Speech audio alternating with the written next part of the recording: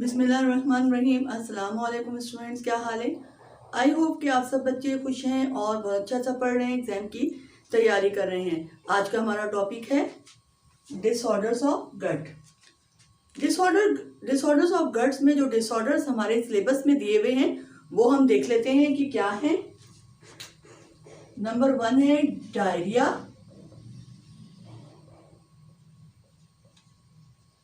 Number 2 है constipation,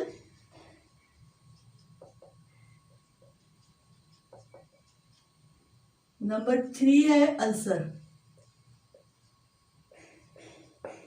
ठीक है, इससे पहले कि मैं अपने टॉपिक को कंटिन्यू करूं आगे, अगर आप मेरे चैनल पर नए हैं और पहली मर्तबा मुझे सुन रहे हैं और देख रहे हैं तो प्लीज़ मेरे चैनल को सब्सक्राइब करें, लाइक करें, शेयर करें ताकि मेरी आने वाली वीडियोस का नोटिफिकेशन आप तक वक्त पर पहुंच जाए। जो कि वो वीडियोस होंगी प्रैक्टिकल्स के बारे में होंगी, क्योंकि मैं न्यू सिलेबस के अकॉर्डिंग प्रैक्टिकल भी करवा रही हूँ और जो टॉपिक आपको प्रॉब्लम कर रहा है वो भी उसको भी आप अच्छी तरह पढ़ सकें। तो इसके लिए आपको मेरे चैनल को सब्सक्राइब करना पड़ेगा। तो आते हैं हम अपने टॉपिक की तरफ। तो पहला हमारा टॉपिक है, हम ले लेते हैं डायरिया।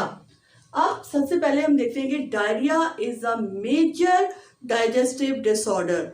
जितने डाइजेस्टिव डिसऑर्डर्स हैं उसमें डायरिया सबसे मेजर डिसऑर्डर है। इट मे बी काज्ड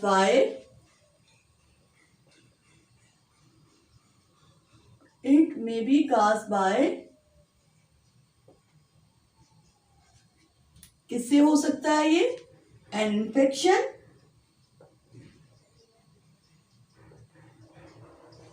कोई इन्फेक्शन हो जाए तो उससे भी डायरिया हो जाता है। एक और इसकी वजह हो सकती है ईटिंग फूड,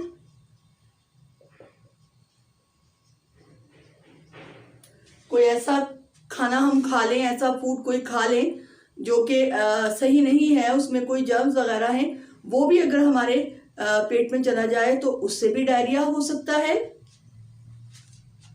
एक और वजह होती है रिएक्शन ऑफ सम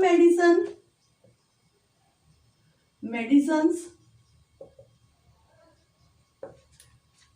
कुछ मेडिसिन ऐसी होती हैं, कुछ दवाएं ऐसी होती हैं जो सूट नहीं करती, किसी को सूट नहीं करती, उससे भी डायरिया हो सकता है। या कुछ का रिएक्शन इतना ज़्यादा तेज हो जाता है कि उससे भी डायरिया हो जाता है। डायरिया और किस चीज़ से हो सकता है? एंजाइटी, जस्ट एंजाइटी से भी डायरिया हो जाता है। लोग तो बड़ा अफसरदा रहते हैं, परेशान होते हैं, कोई गमगीन रहते हैं या कोई उनको परेशानी है तो उससे भी पेट का डिसऑर्डर होता है। ये तो अगर आप बहुत टेंशन में हैं या बहुत ज़्यादा परेशान रहते हैं तो उन लोगों का पेट बहुत ख़राब रहता है, यानी उनका जो एब्डोमेन के डिसऑर्डर्स हैं वो बहुत ज़्यादा होते हैं। बाज़ लोग ऐसे होते हैं जो परेशान होते हैं तो खाना ही नहीं खाते या बिल्कुल ऐसा कोई ध्यान नहीं रख रहे होते खाने का, तो उससे भी इन सब चीज़ों से जो है वो डायरिया हो सकता है। ये सारे मेन इसकी रीज़न है, इसके काजेज हैं, यानी इसकी वजूहात हैं जिनसे डायरिया हो सकता है। अब डायरिया है क्या? ठीक है, अब हम ये देखेंगे कि डायरिया है क्या। पहले तो हमें ये पता होना चाहिए ना कि डायरिया है क्या और डायरिया होता क्यों है वो हमें पता चल गया। अच्छा देखो बच्चों, आप लोगों ने लार्ज इंटेस्टाइन तो पढ़ी है ना, थोड़ी सी यहाँ लार्ज इंटेस्टाइन ड्रॉ कर लेते हैं।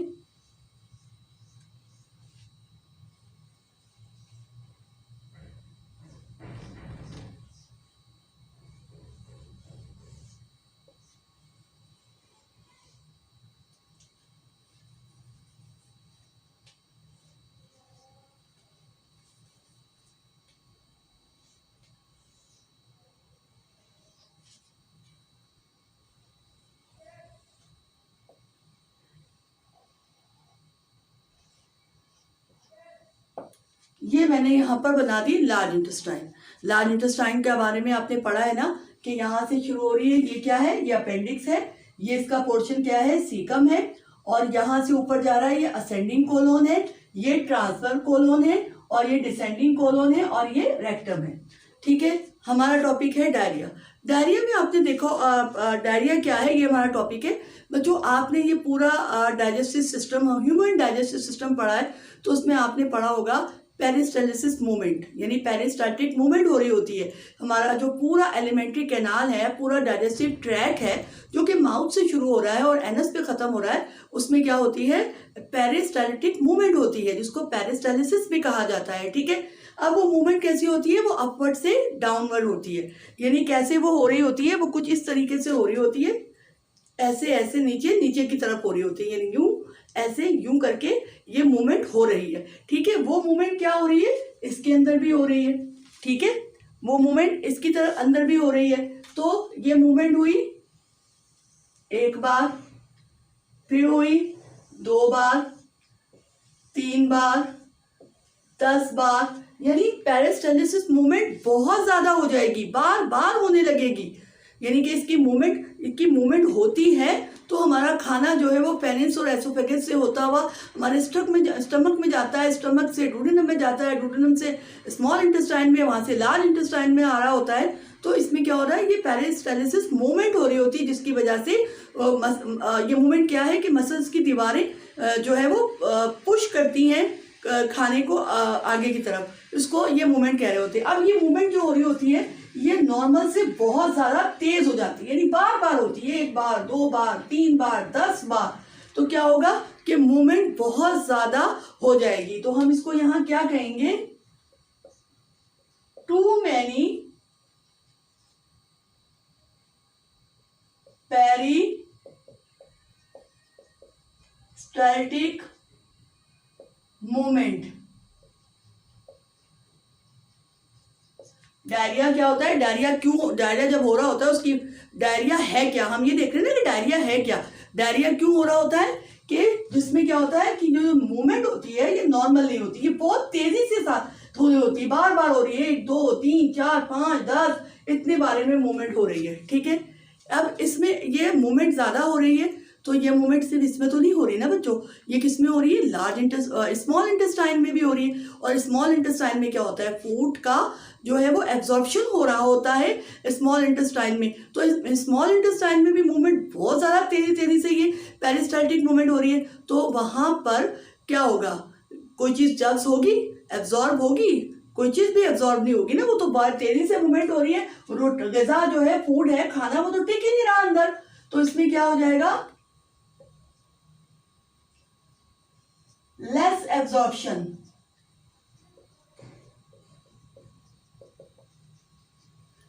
उसके बाद अब खाना तो टिक ही नहीं रहा। ठीक है, कुछ भी नहीं टिक रहा, सब कुछ, इतनी मूवमेंट इतनी बार बार और इतनी तेज हो रही है कि सब बाहर निकल रहा है। तो इसमें एक चीज डायरिया में क्या होती है, लिक्विडिटी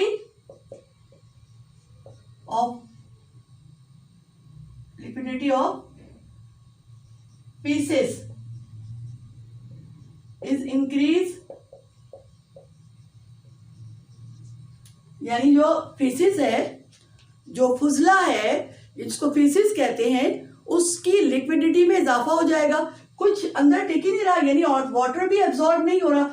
लार्ज इंटेस्टाइन में क्या होता है कि जो फीसिस होता है, उसमें जो लिक्विड पार्ट यानी पानी होता है, वाटर होता है, वो लार्ज इंटेस्टाइन में एब्जॉर्ब होता है, वो भी एब्जॉर्ब नहीं हो रहा। और एब्जॉर्ब ना होने की वजह क्या है कि मूवमेंट जो है, पेरिस्टाल्टिक मूवमेंट बहुत ज्यादा है, जिसकी वजह से कोई चीज, उसको टाइम चाहिए ना, वो रुकेगा, टिकेगा आंतों के अंदर, तो कोई चीज एब्जॉर्ब होगी, वो एब्जॉर्ब ही नहीं हो रहा। तो क्या होता है कि जो हमारा फीसिस है वो सॉलिड, सेमी सॉलिड फॉर्म में होता है। ठीक है, उसकी लिक्विडिटी में इजाफा हो जाता है, यानी वो लूज मोशन जिसको हम आम जबान में कहते हैं, यानी उसकी लिक्विडिटी बढ़ जाती है, उसमें बहुत ज्यादा वो पतले और लूज मोशन की शक्ल इख्तियार कर लेता है। ये क्या है हमारा, हमारा टॉपिक क्या है, डायरिया। नहीं, डायरिया क्या है कि हमें पता है कि हमारी जो आंत होती है उसके अंदर, और हमने पढ़ लिया कि उसके कॉजेज क्या है कि पेरिस्टाल्टिक मूवमेंट का बहुत ज्यादा हो जाना, बार बार होना।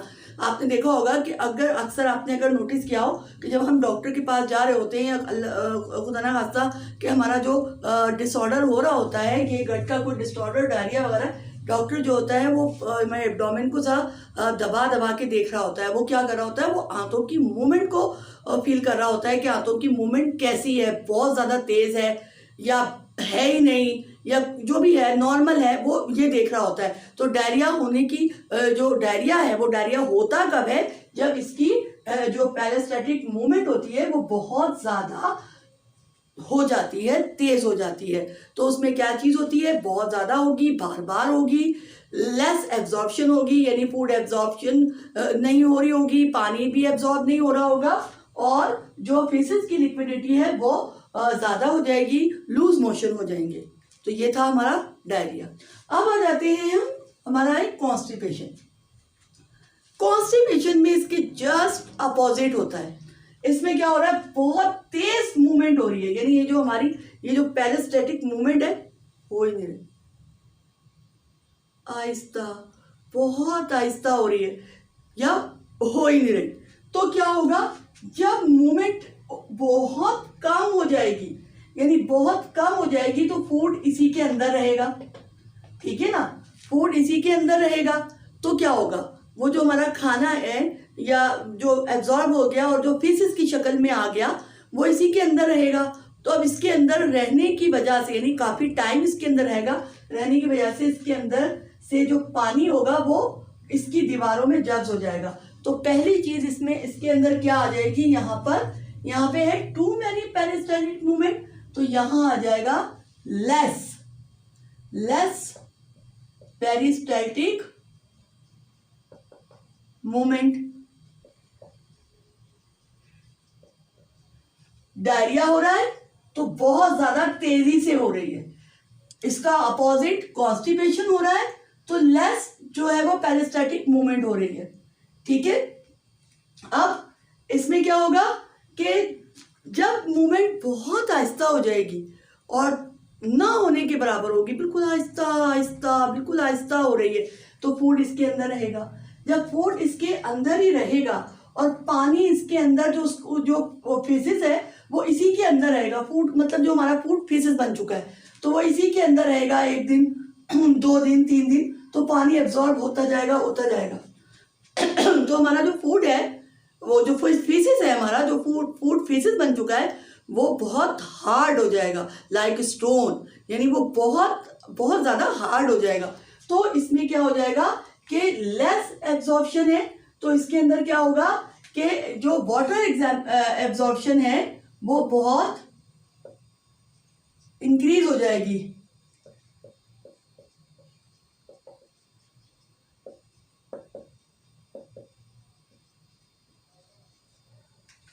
ठीक है, पानी उसके अंदर होगा ही नहीं। और इसमें क्या होगा, liquidity of faces is increase, यानी फेसिस है हमारा वो पतला हो जाएगा। इसके अंदर ये क्या होगा, faces become hard like stone पत्थर, जैसे पत्थर होता है, बहुत सख्त हो जाएगा। फिर उसका पास होना बहुत मुश्किल हो जाता है जब मूवमेंट बहुत ही कम हो रही है। मूवमेंट नॉर्मल होती है तो नॉर्मल जो है वो फेसिस बाहर जो है उसका खारिज होता है वो, लेकिन जब फेसिस बहुत ज़्यादा तेज हो जाती है तो लूज मोशन बन जाती है, फेसिस वो पेरिस्टैटिक मूवमेंट जो है वो बहुत कम हो जा रही है, तो वो उसके अंदर ही रहेगा, आंतों के अंदर ही रहेगा, तो क्या करेगा, पानी एब्जॉर्ब होता रहेगा तो वो सख्त हो जाएगा। अच्छा, उन लोगों को भी होता है कि जो पानी कम पीते हैं, बॉडी को अपना काम करने के लिए हमारा सेल क्या है, वो तो 90 साइटोप्लाज्म 90% पानी पर मुश्तमिल है, उसको तो काम करने के लिए पानी चाहिए। तो बॉडी में जो पानी हमारे अंदर आंतों में वो फूड में है वो तो जब्स होता रहेगा, उसको तो पानी चाहिए सेल को। अब पानी कम पीते हैं उनके लिए भी है। अब इसका ट्रीटमेंट क्या है कि इसका ट्रीटमेंट देखो, पहले हम देखते हैं डायरिया का ट्रीटमेंट। अब डायरिया का ट्रीटमेंट क्या है कि डिहाइड्रेशन से बचने के लिए, क्योंकि इतनी ज़्यादा पेरिस्टैटिक मूवमेंट हो रही है कि पानी एब्जॉर्ब भी नहीं हो रहा और जिस्म से बाहर निकल रहा है, तो हमें निमकोल लेना चाहिए। ये घर में पहली जो हम फर्स्ट एड देंगे। अगर वो भी नहीं है तो सिंपल चीनी और थोड़ा सा नमक डाल के पानी पी लें और पानी बार बार पीते रहें। और बहुत ज़्यादा अगर इन्फेक्शन है और ऐसी चीज़ है तो डॉक्टर को ज़रूर दिखाना चाहिए। यहाँ पे कॉन्स्टिपेशन का ट्रीटमेंट क्या है कि पानी ज़्यादा पीना चाहिए, वॉक करनी चाहिए और आपने ऐसी फूड लेनी चाहिए, ऐसा फूड जिसमें फाइबर बहुत ज़्यादा पाया जाए, यानी रेशे वाली ग़िज़ाएँ जो कि आंतों की मूवमेंट को सही करती है। इसमें आंतों की जो मूवमेंट यानी पेरिस्टालिसिस मूवमेंट है, पेरिस्टाल्टिक मूवमेंट है, वो कम हो जाती है। उसको तेज़ करने के लिए फाइबरस फूड जो है वो लेनी चाहिए। ये तो था हमारा 2 डिसऑर्डर हो गए, एक डायरिया और एक कॉन्स्टिपेशन। अब हम आ जाते हैं अल्सर की तरफ। ठीक है, इसको ज़रा मैं रब कर देती हूँ।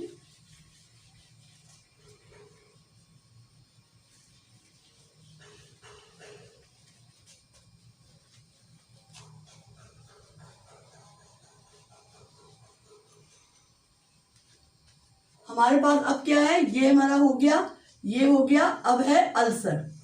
अल्सर, सबसे पहले कि अल्सर है क्या, यानी कि हमारा जो गट है, यानी एलिमेंट्री कैनाल जो डाइजेस्टिव ट्रैक है उसको गट भी कहते हैं। तो जो ये हमारा गट है उसकी जो वॉल्स हैं, उसकी दीवारें हैं, उसकी दीवारों का छिल जाना या उनमें जख्म हो जाना अल्सर कहलाता है। वो स्टमक में भी हो सकता है, वो एसोफेगस में भी हो सकता है, वो स्मॉल इंटेस्टाइन में भी हो सकता है, वो लार्ज इंटेस्टाइन में भी हो सकता है। पूरा जो गट है वो कहीं भी हो सकता है। तो अल्सर क्या है, सबसे पहले पता हो कि क्या होता है कि जो हमारी गट है उसकी दीवारों का छिल जाना या जख्म का हो जाना अल्सर है।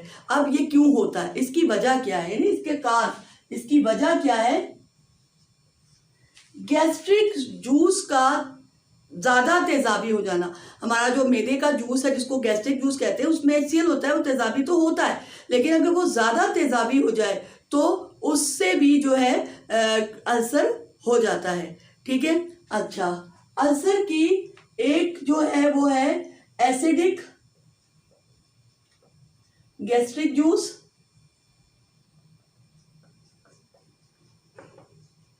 दूसरा, अगर आप स्मोकिंग कर रहा है कोई। तीसरा, अगर कोल्ड ड्रिंक्स ज्यादा पी रहे हैं।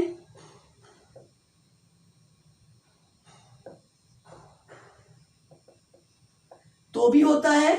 और एक और टर्म है जो मैं आपको बता रही हूं जिससे भी अल्सर हो सकता है, वो है हरी, दूसरा है वरी और तीसरा है करी।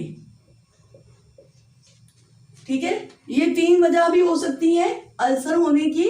एक ये शुरू से बता रही हूँ कि गैस्ट्रिक जूस का तेजाबी हो जाना। आपने अक्सर सुना होगा किसी को कि मैदे में तेजाबियत हो रही है, ऐड भी आते हैं, जो हकीमी दवाएं होती हैं उनके भी ऐड आ रहे होते हैं कि मैदे की तेजाबियत को ख़त्म करने के लिए। तो गैस्ट्रिक जूस में अगर तेजाबियत एसिडिक ज़्यादा वो हो जाए तो अल्सर होता है। अल्सर आपको पता है HCl कैसा होता है, स्मोकिंग कर रहे हैं, कोल्ड ड्रिंक पी रहे हैं ज़्यादा, तो उससे हो सकता है। और एक है हरी, वरी और करी।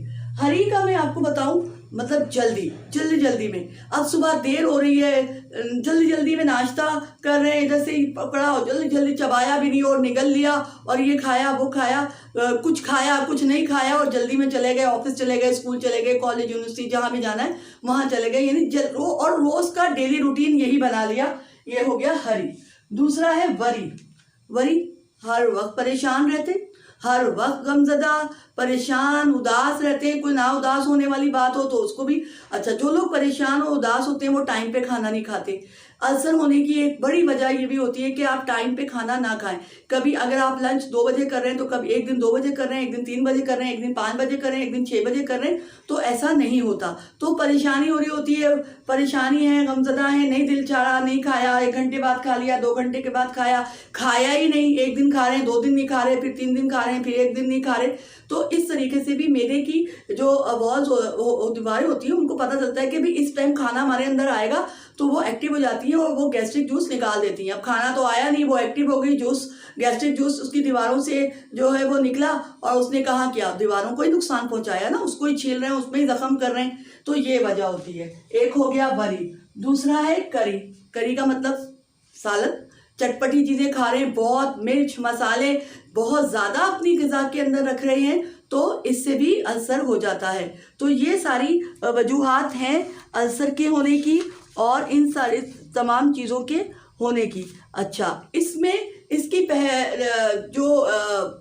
कैसे पता चले कि अल्सर है? इसमें क्या होता है कि खाना खाने के फौरन बाद पेट में दर्द होता है। अगर आपको अल्सर हो गया है, ये अल्सर है, तो इसकी बात ये है, तो खाना खाने के बाद पेट में दर्द शुरू हो जाता है। दूसरी वजह क्या होती है कि सीने में जलन होती है खाना खाने के बाद। तीसरी वजह इसकी जो आप पता चले कि भी अल्सर है, इसकी निशानी ये है कि आधी रात के बाद पेट में दर्द होता है। तो इसमें ऐसी जो इसका ट्रीटमेंट है, यानी ट्रीटमेंट इसका कैसे करेंगे? ट्रीटमेंट है कि ऐसी मेडिसन या ऐसी ग़िज़ा लेनी चाहिए जो कि न्यूट्रलाइज कर दे फूड को। जैसे एसिडिक जो चीज़ उसकी प्रॉपर हो गई है प्रॉपर्टी, यानी एसिडिक हो गया है, फूड हो गया है, उसकी तेज़ाबियत को ख़त्म करने वाली। अक्सर घरों में भी होते हैं, सिरप वगैरह मिलते हैं, कुछ मेडिसिन वगैरह मिलती हैं, वो खाई जाती हैं, तो वो क्या करते हैं, न्यूट्रलाइज कर देती हैं, उसकी एसिडिटी को कम कर देती हैं। ऐसी मेडिसिन या ऐसी फूड लेनी चाहिए। तो ये हमारा आज का टॉपिक था, disorder of gut, diarrhoea, constipation, ulcer. I hope कि आपको समझ में आ गया होगा। समझने पे, कॉन्सेप्ट पे जोर दीजिए। अगर आप समझ लेंगे तो आपने वर्ड्स में खुद आप लिख कर आ सकते हैं, आपको रट्टा लगाने की ज़रूरत नहीं पड़ती। आज का टॉपिक यहाँ तक। मिलते हैं नेक्स्ट वीडियो में किसी नेक्स्ट टॉपिक के साथ या किसी नेक्स्ट प्रैक्टिकल के साथ। जब तक के लिए अल्लाह हाफिज़।